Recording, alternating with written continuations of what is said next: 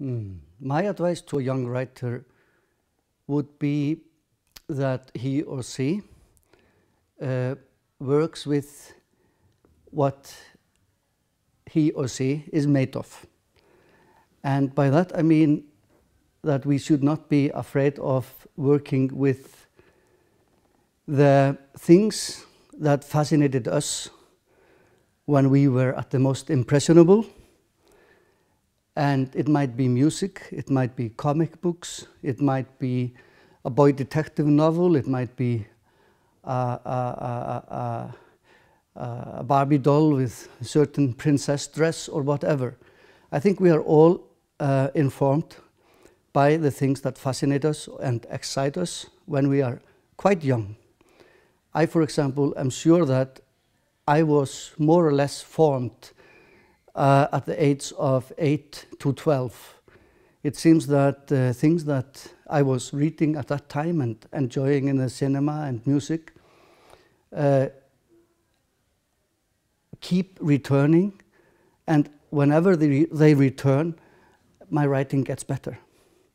So to remember what excited you and to carry that excitement onwards to a new reader or a new listener, that is what you should do. I'm not so much talking about events from your life, but the cultural things that excited you.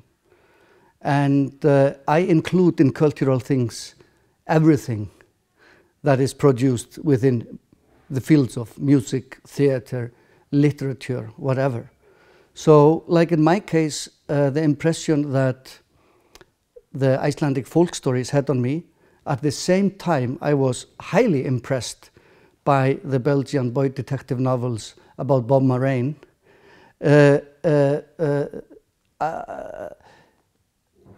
I know that these two elements, you know, they informed me as a reader.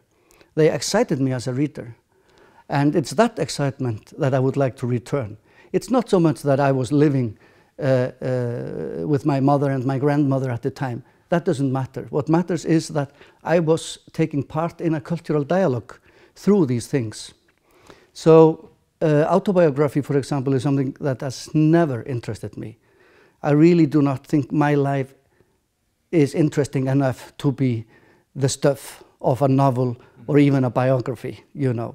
So I'm interested in how we encounter culture. And most of us come to culture, well, first through the lullaby.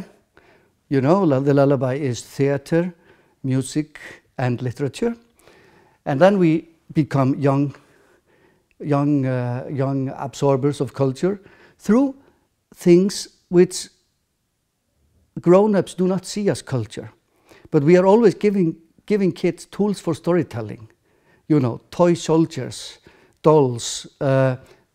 These are tools for storytelling, you know. And then you go to the cinema and you see a crazy, crazy action film, or you see a bad horror film by coincidence on the television, and it excites you. So I'm interested in carrying on the cultural dialogue, and that's what I mean by not being afraid of what informed you as a cultural person. It's very easy to be someone who is living up to a cultural standard made by others and made by, you know, the official culture around you. And usually those standards, they do not include Barbie dolls, toy soldiers, and bad movies, you know. But this is our encounters with the grand themes. Through the toy soldier, you are dealing with death, escape, bonding. There are so many things that are going on in the storytelling of children. So I like that. I like that we are bringing all these tools with us to the desk when we sit down to write a very serious novel about 1918 or a very serious novel about the Second World War. You know, very few of us grow up in a castle and have private tutors who teach us Greek before noon and Latin in the afternoon, and then we take piano classes and learn about classical painting or something. All of us come to culture through trash. And there are so many people who are embarrassed about what excited them. I mean, if you come to storytelling through the Spice Girls, that is how you got introduced to storytelling, you know, and work with it.